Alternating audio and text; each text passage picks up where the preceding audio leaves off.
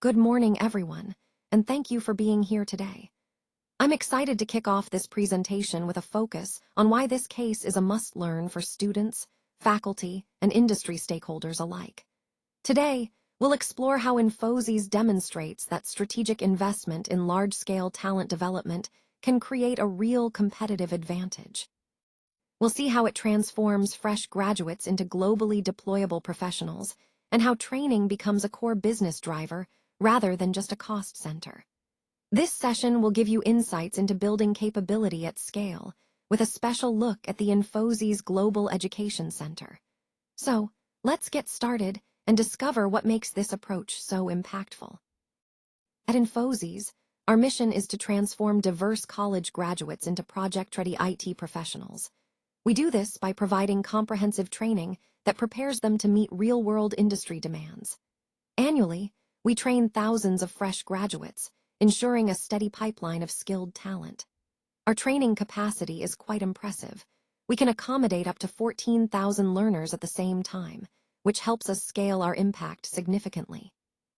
All of this happens on our expansive 337-acre campus located in Mysuru, Karnataka. It's more than just a training center. It's a hub of innovation and learning. This is the Infosys Global Education Center, which is recognized as the world's largest corporate university. This facility embodies our commitment to continuous learning and excellence, and it plays a crucial role in equipping new graduates with the skills they need to succeed in the fast-evolving IT industry. Let's explore how our program bridges theory and practice through real-world scenarios and practical applications. We include project simulations and hands-on labs to give you a tangible experience of solving actual problems you might face in the workplace. We'll also cover workplace behavior, email protocols, and how to conduct effective meetings, which are crucial for maintaining professional standards. Moving on, corporate etiquette is emphasized to help you navigate professional interactions smoothly and confidently, especially when delivering presentations or engaging with colleagues. Client communication is another key area. Here, we focus on sharpening your analytical skills, such as debugging and optimizing code, which are essential for maintaining quality and efficiency in real projects. Problem-solving skills are at the core of everything we teach. We delve into architecture, design patterns, and scalability to prepare you for designing robust systems that can grow with demand. System thinking is also vital. Understanding how different components of a system interact enables you to create more effective solutions. Lastly, we reinforce core programming languages, data structures, and algorithms, fundamental building blocks that underpin all advanced development work. All of this is integrated into our comprehensive 12 to 16-week residential program, designed to ensure you gain not only technical expertise, but also the confidence to apply these skills in real-world settings. Let's start by understanding that HR must position training as a strategic investment rather than just a cost center. When we view training this way, we see it as a key driver of growth and innovation, which aligns with overall business goals. Next, we need to bridge employability gaps that come from diverse college experiences. Not all graduates have the same level of readiness, so our training must be adaptable to support varied academic backgrounds. This diversity can be a strength if handled correctly, allowing us to develop tailored programs that meet different needs. Maintaining engagement across extended residential programs is another challenge. Long-term training requires continuous motivation and interaction, so we need strategies to keep participants invested throughout the entire process. Trainee motivation is crucial. When learners see the value and relevance of what they're studying, they're more likely to stay committed and perform well. That's why understanding what drives each individual helps us design more effective training. Balancing uniform quality with individual learning needs is a delicate act. We want consistent standards, but we also need to personalize learning experiences to ensure everyone progresses at their own pace and according to their unique strengths. This brings us to the tension between standardization and personalization.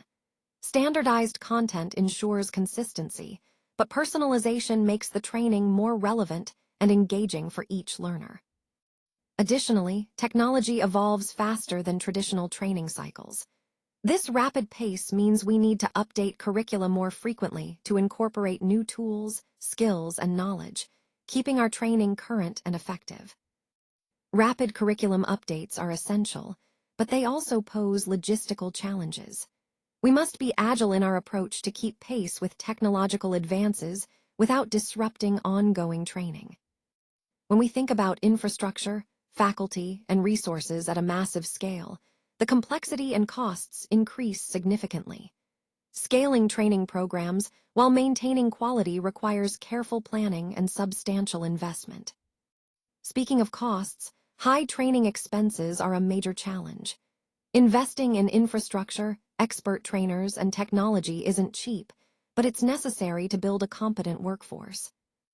All these factors lead us to strategic training challenges. To succeed, HR needs to view training as a dynamic, evolving process, one that aligns with organizational goals, adapts to learner needs, and leverages technology effectively. Only then can we truly transform training into a competitive advantage. Now let's take a closer look at some of the critical decision points we face. First, there's the trade-off between creating a new revenue stream and the potential risk of brand dilution.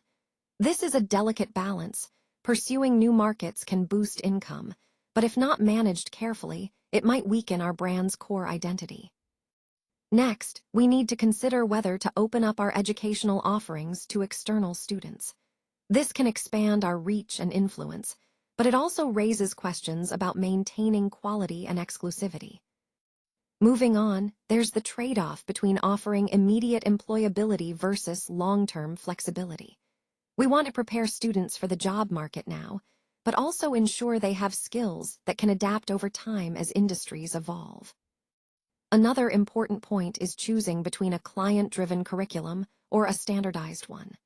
Customizing content can meet specific client needs, but might reduce scalability, whereas standardization can enhance efficiency, but may overlook unique requirements. Then, we have the shift to self-paced digital learning. This approach can increase engagement and accessibility, but it also challenges us to maintain student motivation and peer interaction. Finally, there's the decision to shorten training durations.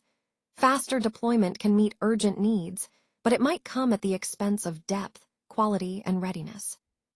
All these points highlight how each decision can significantly impact our strategy and outcomes.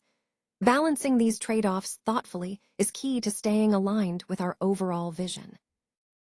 When we look at this decision matrix, we see that each training model has its own set of trade-offs.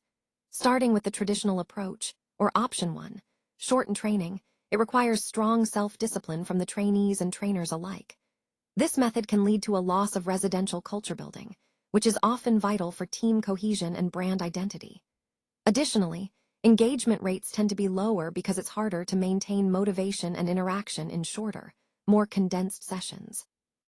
On the other hand, the traditional model offers benefits like scalability without the need for heavy infrastructure and significant cost savings, especially if you're looking to train large groups quickly and efficiently. Now, moving to option 2, digital self-paced learning. This approach offers scalability without requiring extensive physical infrastructure, making it easier to expand training programs rapidly. It also results in lower costs per trainee, which is a big advantage for organizations aiming for efficiency. However, there are some potential downsides to consider. Digital self-paced programs can raise concerns about the quality of learning if not well designed. Trainees might face a higher on-project learning curve because they miss out on immediate feedback and hands-on interaction. Plus, this method may reduce the depth of skill development, which could impact long-term competency. One key benefit of digital self-paced is the faster time to deployment, getting your training up and running quickly without the delays associated with traditional methods. So, in essence, choosing the right model depends on your priorities, whether it's cost, speed, engagement, or skill depth. And understanding these trade-offs helps in making an informed decision aligned with your overall training goals. Training infrastructure plays a crucial role in supporting our rapid global expansion and client acquisition efforts. When we invest in strong training systems, we can quickly onboard new markets and serve clients more effectively. This infrastructure acts as the backbone that keeps everything running smoothly across different regions. Now, talent supply chain management is essential here. Technology companies need to constantly update workforce skills to stay competitive. The pace of innovation is fast, and our teams must keep up through reskilling and continuous learning. By fostering a culture of ongoing development, we make sure our talent stays relevant and capable of driving growth. Consistent learning content is also key. It ensures that no matter where our teams are located, they receive the same high-quality training. This standardization allows us to deliver uniform service across all markets, which is vital for maintaining our brand reputation. Speaking of brand, investing in training not only boosts employee skills, but also strengthens our employer brand. It makes us more attractive to top talent, improves employee loyalty, and reduces turnover. When employees see that we're committed to their growth, they're more engaged and committed. Finally, capability building really is a strategic HR approach. It aligns our learning initiatives with our broader business goals. By focusing on strategic learning outcomes, we're not just training individuals, we're building organizational capabilities that support sustainable growth and competitive advantage. When we look at what makes our program truly stand out, the first thing to highlight is that our graduates are globally deployable IT professionals. This means they are ready to step into the international job market and excel from day one.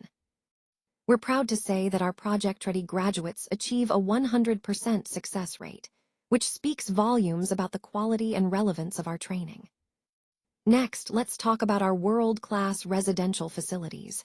We span across acres of campus, specifically 337 acres, providing an environment that fosters learning, innovation, and personal growth. Our comprehensive skill development program is another cornerstone. Over a span of 12 to 16 weeks, students undergo intensive training designed to equip them with industry-ready skills, ensuring they're prepared for real-world challenges.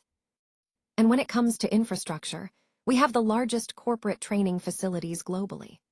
Our capacity to train 14,000 students simultaneously allows us to scale up quickly and efficiently, meeting the demands of the industry and producing large numbers of skilled professionals.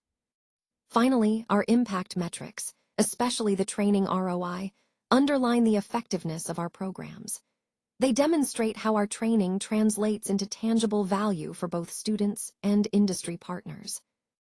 Altogether, these elements reinforce our commitment to delivering top-tier talent, ready for the global IT landscape.